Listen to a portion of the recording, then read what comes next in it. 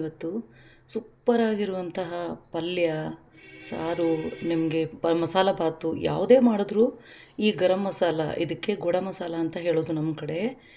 ಇದಿದ್ದರೆ ಸಾಕು, ಬೇರೆ ಯಾವ ಗರಂ ಮಸಾಲನೂ ಹಾಕೋ ಅವಶ್ಯಕತೆ ಇಲ್ಲ. ಅದಕ್ಕೆ ಏನೇನು ಬೇಕಾಗುತ್ತೆ ಅಂತ ಹೇಳ್ತೀನಿ. ಮೊದಲು ಕೊತ್ತಂಬರಿ ಬೀಜ, ಧನಿಯಾ ಮತ್ತು ಒಣ ಕೊಬ್ಬರಿ 100 ಗ್ರಾಮ್, ಎರಡು ಮಾತ್ರನೇ ಸ್ವಲ್ಪ ಜಾಸ್ತಿ ಬೇಕಾಗುತ್ತೆ. ಎಳ್ಳು, ಈ 3 ಥಿಂಗ್ಸ್ ಮಾತ್ರ 100 ಗ್ರಾಮು. ಬೇರೆ ಎಲ್ಲವೂ ಇನ್ನು 20 ಗ್ರಾಮ್ಸ್ ತೊಗೊಂಡಿದ್ದೀನಿ ನಾನು. ನೋಡಿ, ಈ ಥರ ಅರ್ಶಿನದ ಬೇರನ್ನು ನಾನು 20 ಗ್ರಾಮ್ಸ್ ತೊಗೊಂಡು ಈ ಥರ ಪುಡಿ ಮಾಡಿ ಇಟ್ಕೊಂಡಿದ್ದೀನಿ. ಚಕ್ಕೆ, ಏಲಕ್ಕಿ ಮತ್ತು ಅನಾನಸ್ ಹೂವು ಎಲ್ಲ 20 ಗ್ರಾಮ್ಸ್. ಮರಾಠ ಮೊಗ್ಗು,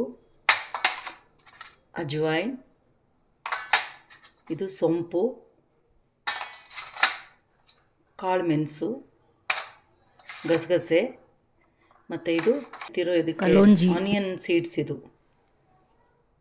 ಇದು ಮತ್ತು ಜೀರಿಗೆನೂ ಸ್ವಲ್ಪ ಜಾಸ್ತಿ ಬೇಕಾಗುತ್ತೆ ನೋಡಿ. ಲವಂಗ ಮತ್ತು ಶಾಜೀರ,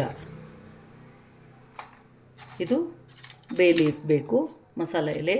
ಮತ್ತು ಇದಕ್ಕೆ ಬೇಕಿದ್ರೆ ನೀವು ಮೆಣಸಿನ ಪುಡಿನೂ ಉಪಯೋಗಿಸ್ಬೋದು, ಬೇಡ ಅಂದರೆ ನೀವು ಕಾಶ್ಮೀರಿ ರೆಡ್ ಚಿಲ್ಲಿ ಕೂಡ ಹಾಕ್ಕೊಳ್ಬೋದು. ಜಾಸ್ತಿ ಮೆಣಸಿನ್ಕಾಯಿ ಯೂಸ್ ಮಾಡಲ್ಲ ಇದಕ್ಕೆ, ಸ್ವಲ್ಪ ಕಲರ್ಗೋಸ್ಕರ ಸ್ವಲ್ಪ ಮಾತ್ರನೇ ಯೂಸ್ ಮಾಡಬೇಕಾಗತ್ತೆ. ಇಷ್ಟ ಸಾಮಗ್ರಿಗಳು ಇದಕ್ಕೆ ಬೇಕು. ಈಗ ಹುರಿಯೋದು ಹೇಗೆ ಒಂದೊಂದಾಗಿ ನೋಡ್ಕೊಳ್ಳೋಣ ಬನ್ನಿ. ದಗಡ ಪೂಲ್ ಅಂತ ಹೇಳ್ತೀವಿ, ಇದೊಂದು ಐಟಮ್ ಇದಕ್ಕೆ ಮೇನ್ ಬೇಕು. ಇದು ಮರ್ತು ಹೋಯ್ತು ನನಗೆ ಹೇಳೋದು. ನೋಡಿ, ಇದು ಬಿಸಿಯಾಗಿದೆ. ಮೊದಲು ಧನಿಯಾ ಹುರ್ಕೊಳ್ಳೋಣ. ಉರಿ ಕಡಿಮೆ ಇಟ್ಕೊಂಡು ಸಣ್ಣ ಉರಿಲೇ ಎಲ್ಲ ಮಸಾಲೆಗಳನ್ನು ಒಳ್ಳೆ ಪರಿಮಳ ಬರೋವರೆಗೂ ಹುರಿಬೇಕು. ಸೊಂಪು, ಶಾಜೀರ, ಗಸಗಸೆ ಒಟ್ಟಿಗೆ. ಆನಿಯನ್ ಸೀಡ್ಸ್ನ ಸ್ವಲ್ಪ ಬೆಚ್ಚಗೆ ಮಾಡ್ಕೊಳ್ತೀನಿ. ಓಂಕಾಳು ಅಥವಾ ಅಜ್ವೈನ್ ಮಸಾಲೆ ಪದಾರ್ಥಗಳನ್ನ ಹುರಿಬೇಕು. ಲವಂಗ, ಚಕ್ಕೆ ಮತ್ತು ಕಾಳು ಮೆಣಸು, ಏಲಕ್ಕಿ ಮತ್ತು ಅನಾನಸ್ ಹೂವು, ಮರಾಠ ಮೊಗ್ಗು, ದಗಡ ಪೂಲ್ ಹಾಕಿದ್ದೀನಿ. ಇವಾಗ ಅರಿಶಿನ ಸ್ವಲ್ಪ ಹಾಕ್ಕೊಳ್ತೀನಿ. ಇವಾಗ ಒಣ ಕೊಬ್ಬರಿ. ಕಲರ್ ನೋಡಿ ಎಷ್ಟು ಚೆನ್ನಾಗಿ ಬರ್ತಿದೆ ಅರಿಶಿನದಿಂದ.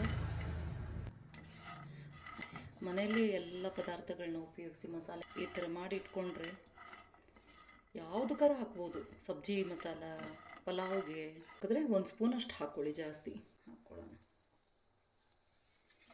ಒಣ ಮೆಣಸಿನ್ಕಾಯಿನ ಹಾಕಿ. ಈ ಮಸಾಲೆಗೆ ಜಾಸ್ತಿ ಮೆಣಸಿನ ಪುಡಿ ಅಥವಾ ಮೆಣಸಿನ್ಕಾಯಿನ ಹಾಕೋ ಹಾಗಿಲ್ಲ. ಇದನ್ನೆಲ್ಲ ಕ್ರಿಸ್ಪಾಗಿ ಹೋಗ್ಬಿಟ್ಟಿದೆ.